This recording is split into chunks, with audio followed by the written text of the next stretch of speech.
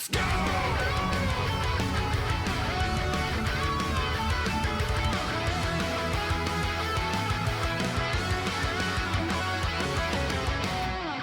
I'm about to be sad. And again, am I like Earth's greatest champion of 2xKO? No. I've actually like hoped for the best the entire time while giving criticism on certain things and also highlighting the things that I like about it a lot. But what's happening now with 2xKO does not instill a ton of confidence. The message didn't even come from 2xKO. It came from Riot Games. It's a message from the overlords. It's from Riot. All right, so I'm gonna go over this like word for word and just talk about it. Hi, everyone. I wanna take a moment to share an important update on 2xKO. This is a difficult update to share, but we wanna be clear about what's changing and why. Oh, no, this is from Tom. Oh shit, okay, I was about to say, bro. Who's this from? Is this from the general corporate overlords? Is it from people that actually work on 2xKO? No, it's from like the lead guys. After a lot of discussion and reflection, we are reducing the size of the 2xKO team. I want you to know that the decision was not made lightly. We expanded from PC to console. We saw consistent trends in how players were engaging with 2xKO. The game had resonated with a passionate core audience, but the overall momentum hasn't reached the level needed to support the team of this size long term. With a smaller focus team, we're going to dig in and make key improvements to the game, including some of the things we've already heard you're asking for. We'll share some of our plans soon. I don't know if the actual amount is discussed. We'll continue. But as I understand it, they pretty much cut the team in half, right? Didn't they have about 160? Yeah, I think the word on the street is they had about 160 employees, and now they're down to 80. Also, just gonna throw it out there, that's a lot of people being laid off, and it's mega sad. But also, 160 people working on a fighting game is a shit ton. That's a big ass team, dude. Granted, I really don't know how this translates in comparison to a normal like discounted game release or a normal fighting game release with content, because this isn't that. It's a live ops games as a service game. A smaller focused team is still huge. Like 80 people. I was worried that like, dude, they're just gonna go down to like nothing. Oh no, this game is cooked. Actually, 80 people is still pretty good to keep things going. Our plans for 2026 competitive are unchanged. We remain committed to partnering with tournament organizers and local communities. Our focus will continue to be on supporting events and organizers that already power the FGC. Ultimately, the decision reflects the shift in how we operate. This isn't a judgment on individual rioters or a signal that the journey is over. Good that you're saying that. We're reshaping the team to give 2xKO a more sustainable path forward. So that's the good news. The sad news is that a ton of people are losing their jobs that were deeply passionate about this and have been involved for like 10 years. Like that's the word thing. The key word is sustainability. Like this shit has to make money. You cannot just produce games and then they come out as free titles and they don't make money. We saw this with other games like Rumbleverse, where it just did not have sustainability, sadly. It did not have the ability to like build a core enough audience to get people in there to buy things where it could continue forward. It's technically been less than a month that it's out. There's one thing that is very different from this than most things like shooters or otherwise.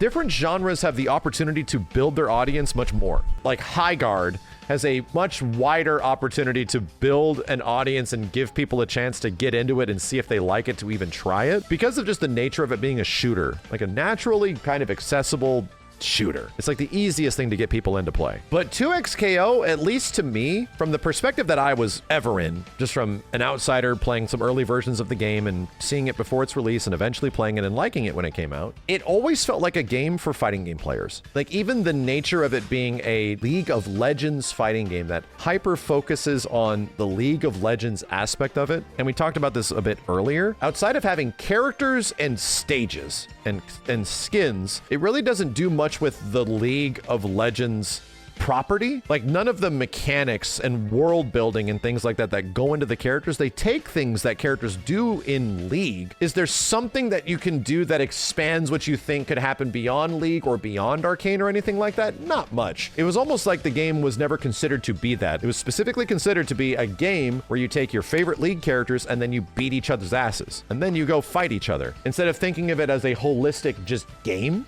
This is a game. No. It's mostly like these are League characters. That's why you like it. And that's not the reason why, like, in general, people vibe with some fighting games. Usually some fighting games will provide something to you that you think is cool and then make you fall in love with it. I got that in this game because I'm a fighting game player. Like Warwick did it for me.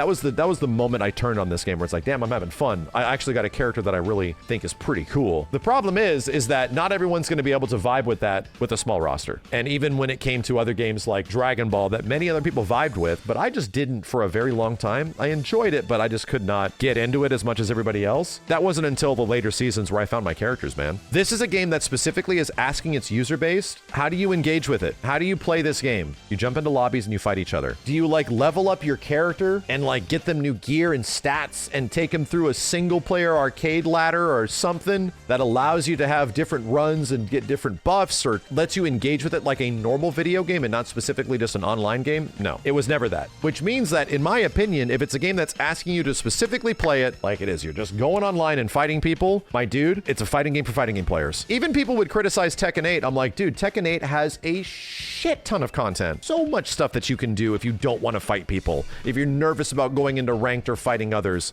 Like, there's a metric ton of stuff you can do in Street Fighter 6, obviously, but also Tekken 8. And even if we compare it to other games that are also like technically free to play, Grand Blue also offers a shit ton of stuff that you can do outside of just going on and playing fighting games. Like, the opportunity to get someone to fall in love with a fighting game specifically is that unless you already love these characters deeply, you have to give people the chance to fall in love with it. We've seen it time and time happen again with a variety of other games. People fall in love with the game in some way that isn't playing online, and then eventually they go online, and then eventually they fall in love with it. Let's move forward. About the people behind the game, I want to be clear that something deeply matters. The people who helped 2XKO over the years with their creativity, care, and belief. Taking creative risks like this is hard, and the work they did is real and meaningful. We're committed to supporting the impact that the Rioters had through this transition, including helping them explore opportunities within Riot where possible, and providing a minimum of 6 months notice pay severance that is not. That's nice of them to even mention that. I know this update will raise questions and concerns.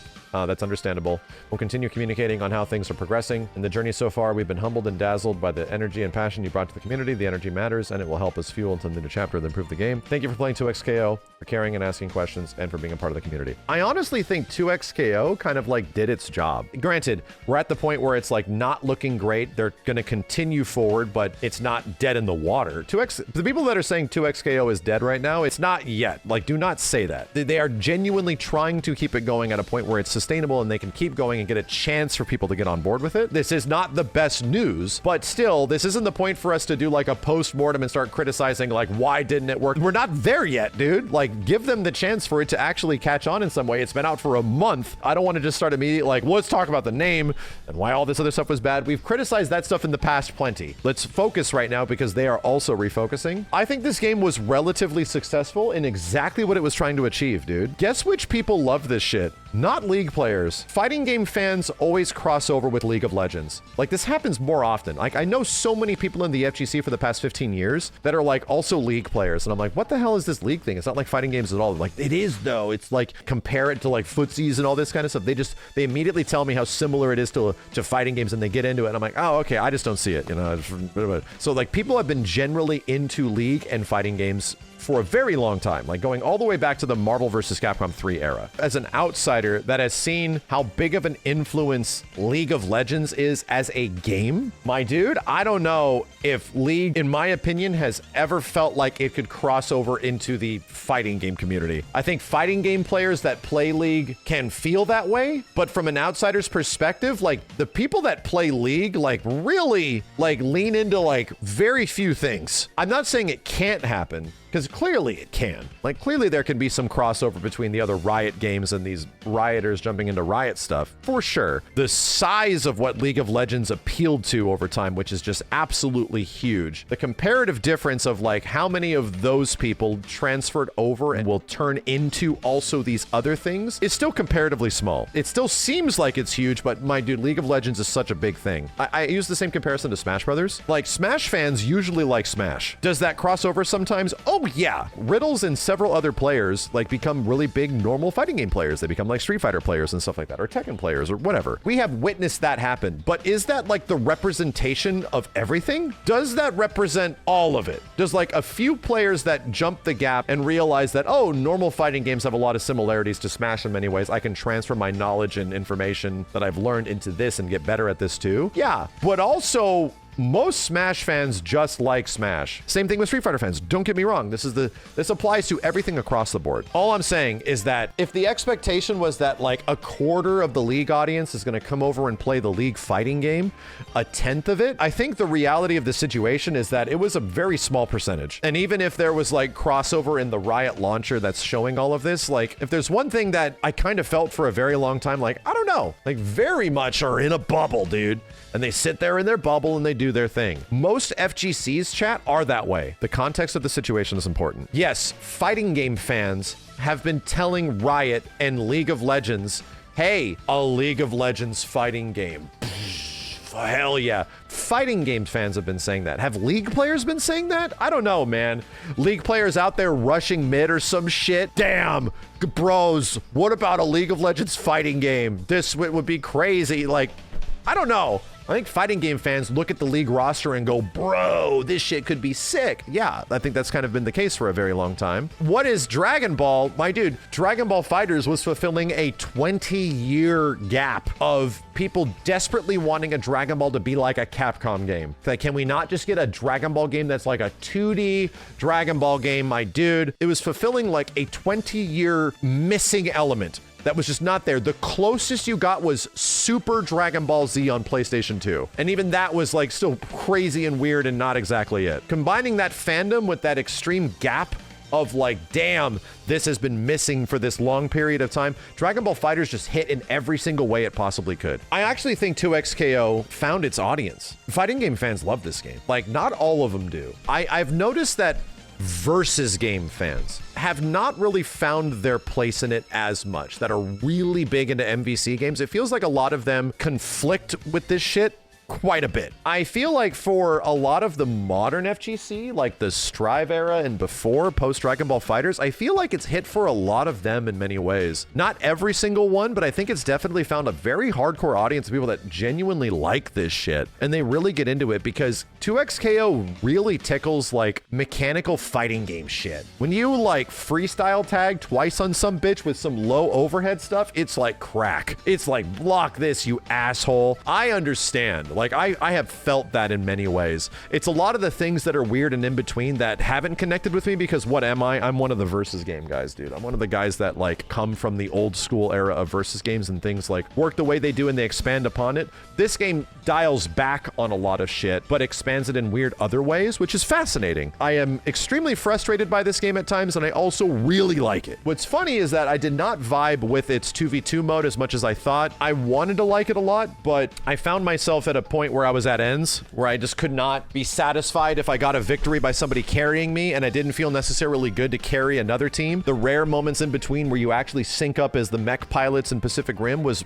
great, but still, I'm gonna say the thing that is obvious that most people are saying. It needs characters. It just needs characters, dude. The game taught me to hate Yasuo the same way that people have been hating Yasuo for 15 years. I connected with you all. Will it get more now? I think it will. I don't think this is it. I do not think this is the end of the game by any means. I think it will continue. Jesus, it's only been 3 weeks, so I actually hope the best for it. I'm saddened by this because I know a lot of people lost their jobs. The person I actually sympathize the most with on this situation, even though this is not the end, is Steve. Literally sympathizing the most with right now is my friend that likes this shit the most. It's Steve, because Steve loves this game, dude.